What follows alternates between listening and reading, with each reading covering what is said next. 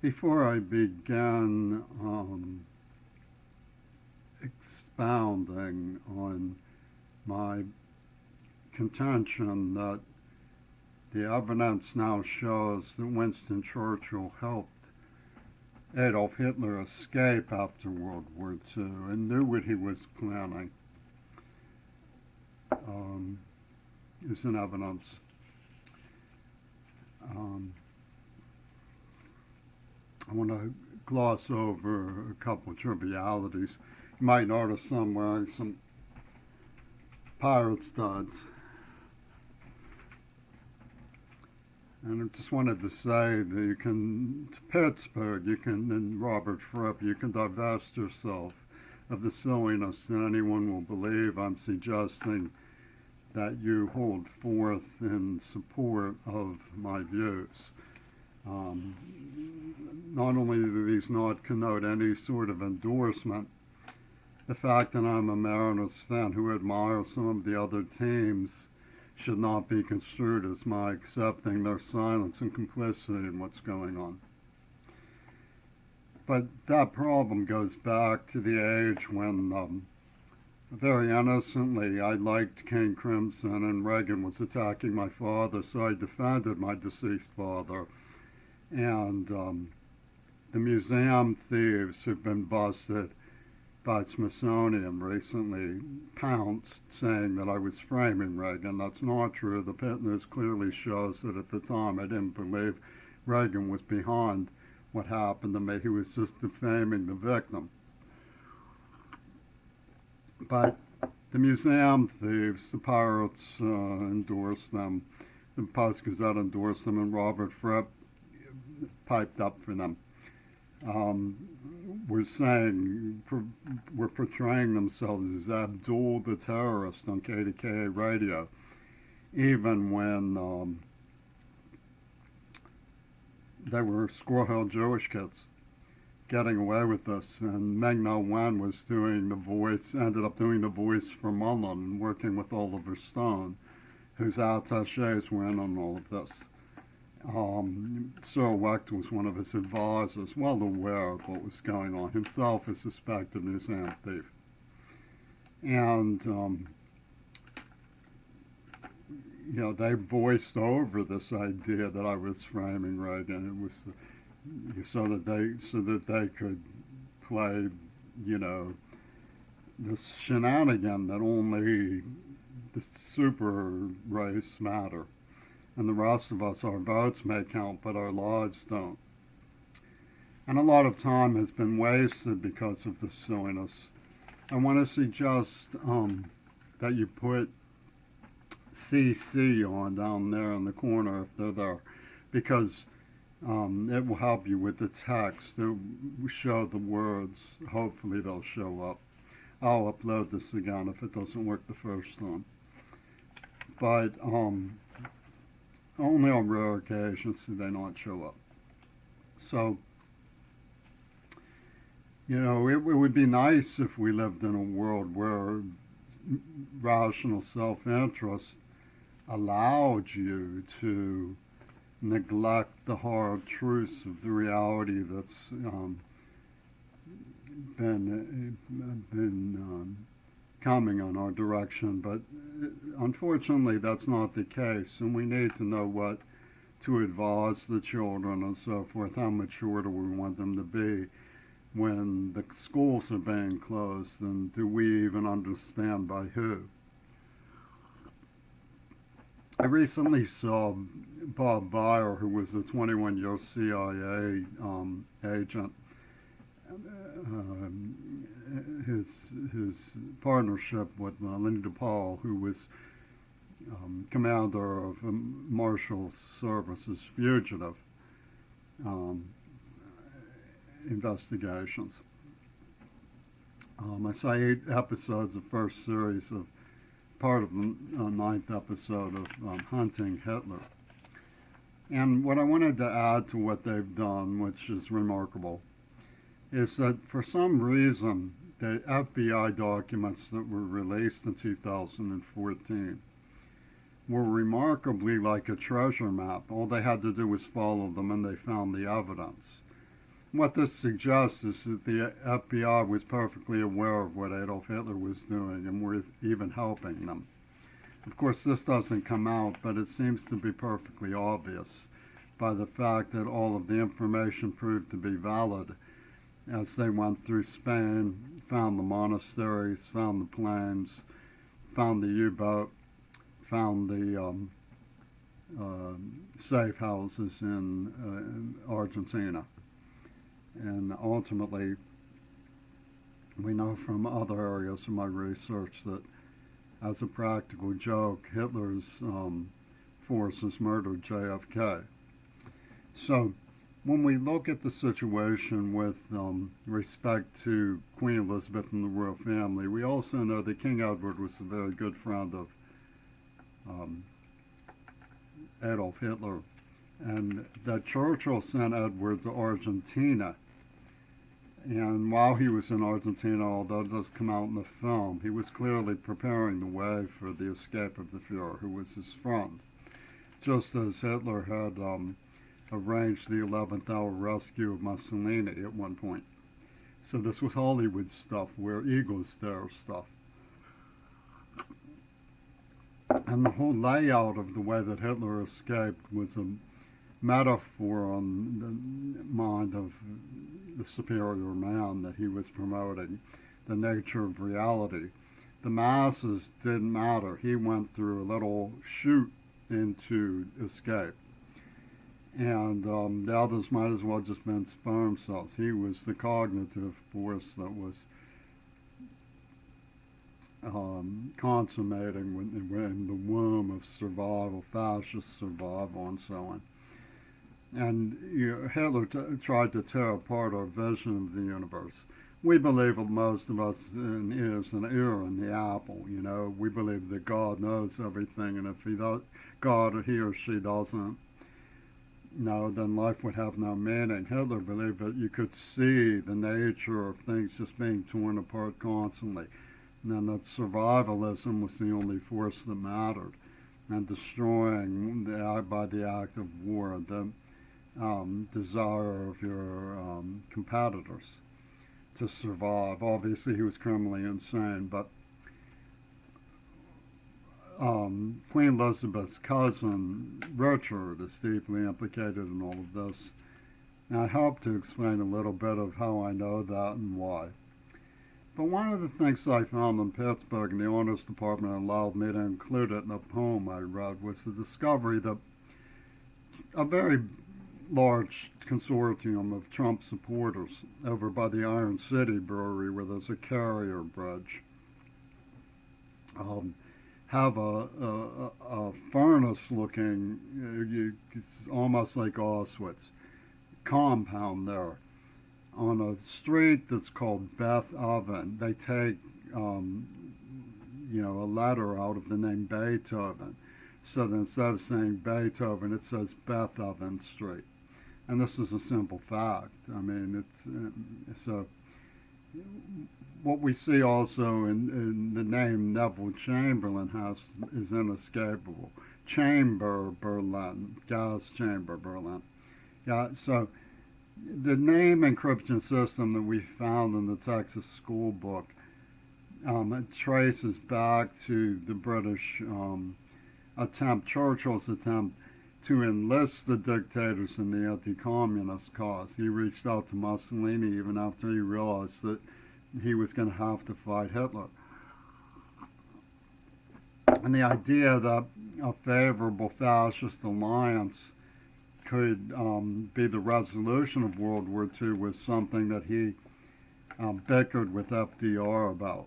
FDR wanted the French out of Indochina, where they were allies of the Japanese, and the Vichy French, and Churchill saw some use for them. And FDR, his health was poisoned fatally, and he passed away. And Jimmy Burns and Harry Truman took charge and started the Truman Doctrine, which, out of sheer recklessness and foolishness, started the Korean War and led to the war in Vietnam in defense of the Vichy allies of Japan. And of course, John Wayne was very gung-ho about all of that. My research in Hollywood shows that Reagan not only was gung-ho about it, but was working with someone who was meeting with Hitler as a double agent, Errol Flynn, all through these years. So Errol Flynn lived in Laurel Canyon, which was where Houdini lived and where Zappa lived. So we see the name signifiers on these things. And we've also seen the shameless rapidity of the way the King Crimson has attacked me, even though it was butchered in their name. So the suspicion that the rabbit knew comes to be very rational.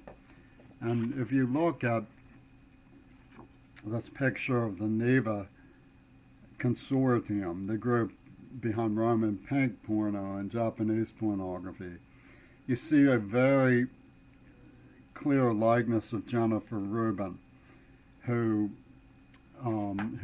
friendship with Gail Burston is how I ended up with those letters. And I was gassed over by King's estate. You may recall that Churchill from history considered using poison gas, and it was an issue. Well, the rabbit had been pestering everybody to say that what was done to me wasn't poison gas. So it's hard to imagine how they could justify saying that. But they're doing it because Gail Burston was hired by Queen Elizabeth through Beth Blumenfeld and Michael Tyver, who's working with the rabbit at Sony right now, monitoring this, for example, as Microsoft is suspected of doing. Gail Burston was hired as Hitler's Jewish attorney, basically, and they're promoting the idea with Japan that America is immoral, and they're going to show by practical joke and treachery how this happens to be demonstrable about the synthesis of immorality, the idea of abortion being like the nuclear bomb. And this was in essence of Revolution Number 9. I got a call from one of Jennifer Rubin's close friends to tell me she was pregnant when I said that I preferred, but would help if she wanted to. I mean, I was in an environment where pregnancy shaming was very profound. That is the key concept of these people, is that they pregnancy shame and refuse sexual education while claiming that people who are confused are immoral. They're being made confused. They shouldn't be pregnancy shaming. They should be enhancing life if they believe in enhancing life. So the word preference came up when James Child from Bowling Green showed up for the monitors of Revolution Number 9 and Donald Trump to say that it was like a preference code for nuclear war, the moral dimension of nuclear war. This shows the mind of the queerbait was the mind behind the nuclear weapon. So Yoko Ono is free to take revenge. They scribbled, don't know who killed my father, basically, on the back of the document announcing his death. And we know from history books that the British also exploited. It's hard to know if Allen Dulles precipitated it through Eisenhower's food supply, but he had a heart attack, was in the hospital when the rabbit invaded Suez, and Eisenhower rallied, much to the dismay of Dulles, who was in touch with Israel, but who kept a sharp eye on Eisenhower. Eisenhower chased the British out. And the bad blood with the British, it came out, they won the war by themselves. There was no Lend-Lease, the Beatles were telling us, and so forth. And the pornographic satire that was made of the murder of JFK was more than just musical arts, like zapped him right between the eyes, and so zap. The pornographic satire was also in the way that Hollywood maneuvered. They brought in Ingrid Bergman. She played an acquaintance of mine in one of For Whom the Bell Tolls. But they brought her in from Hitler's cinema, which is where she was from. Many people don't know that. And in Casablanca, they had the scene where, there was the symbol of the underground. It was a double cross, which was poignant, and it showed that the people making Casablanca knew what was going on. And what Casablanca was about was basically Jack Ruby's Carousel Club in Morocco. And it was the idea that, the person behind fixing the wheels for who is lucky, sexually lucky and so on, is what how they maneuvered in New York and, lucky people's quarters to set up Jacqueline Onassis and with JFK as they used Rose Monteleone to set me up. They, the idea of an electrifying pornographic experience and then lights out, So bedtime for Bonzo after the good time for Bonzo is basically what they were up to. And the claim that Bush made that I was just a special case is how they got everybody I knew to keep quiet about my testimony, that there was proof that AIDS was planned. And now we know I wasn't at all a special case because they did it again with COVID. That's perfectly obvious. I don't know why people don't want to say anything. But one of the reasons why people don't want to say anything, of course, is because of black complicity. Once black people get it in their heads that they're going to punish the white, a lot of worm-tonguing goes on about which white, then blacks have chosen to side with the strong. But it took a while for them to turn on someone like Circe Kennedy and so forth. But you got these hardy black imbeciles who come up and say to Biden, well, I don't know if the system is really in our interest anymore. To put it mildly, that's disgustingly ridiculous because America's survival is at stake in these shenanigans, and it's in everybody's interest that we survive. We don't want the Fourth Reich to take place here so that the Russians and China can justify invading and leading to World War III and catastrophe and say bye-bye to Greta and everything else. You see, what people need to understand, what black people particularly need to understand, is that you have to preserve what you think is important. We have to. Kennedy made a major contribution to the attempt to preserve Native American culture. Of course, these grudges are never going to go away. And Trump wants you to believe, he came right out and said that America wouldn't survive the truth of slavery. And black people were like, yeah, well, America's not going to survive because we demand the truth of slavery. That's what Trump wants you to think. We can survive the truth of slavery. It's important that we know these truths. And it's important that we preserve things that are worth preserving. And that's one of the reasons why we have equity in education and equity in scholarship and equity in jobs and equity in religion, is so that people can preserve and not allow the destructive tendencies in America to get the upper hand. So, but once people were deluded about, where their interest lies, they fall in with Hitler's evil genius that trust is the fatal flaw. And they exploit trust to prove it's the fatal flaw, and that's their idea of a practical joke and so on. So all of this is very hard matter, and there's a lot of time under the bridge. We've passed the chance to end hunger in the 80s and 90s by a holocaust of neglect. And we do have to choose our own battles, and we're going to be crying at the suffering if we're humans, that our inability to help places but can lead to. But that doesn't justify the practical joke that the Bushes played by going into Somalia to just demonstrate the flop of the idea that we can save the poor in Africa or something. We can help. And we can be attentive to understanding what's going on. But one of the things, of course, that comes down to all of this stuff is this idea that the nature of reality is that the strong will win. You know, and America must be strong. You know, you must not flinch at the suffering that the world goes through. You know, lead us to make us soft. You know, invent a microbe. You know, Microsoft. You know, well, anyway, the fascism of the VA and that kind of stuff got a lot of big lift out of the Vietnam War and has been very pernicious in that way. And NAACP were one of the people who went along with the Vietnam War. A lot of them, you know, went along with the idea that the strong would prevail.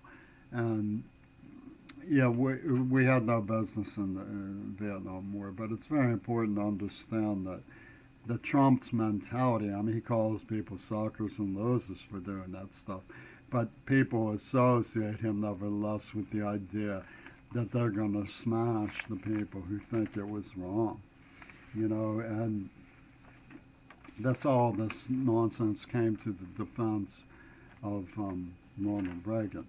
And the people who were making tapes of me knew perfectly well that the people who they were working with and for had tortured me. WQED knew perfectly well that they were dealing with a pornographic institution when they promoted Andrea Swimmer. Hammer had a partnership with someone named Richard Rouge O. And so, they set me up with the practical joke when it comes time to be married with a Jackie Onassis in my limousine to blow me away. But at least Queerbait got Richard's Rougeau before we proved him inferior to the mandate of the Church of Illness. You see, holy war, holy church sin, ill war field of killing field. So you have Churchill's holy war by Sinfield. And this all plays out, and you can see it very clearly when you look at the picture of Diagoras with her stiletto outside the World Trade Center. She's the one whose namesake called me on December 8th, 1980. You can't reconcile this by any means in Seattle except acknowledging that AIDS was partly pervert queer richos like Foucault killing other queers. I mean, this is queer on queer crime. That's the only explanation, because Diagoras was clearly involved in the AIDS attack, and the queers in Seattle called her their leader.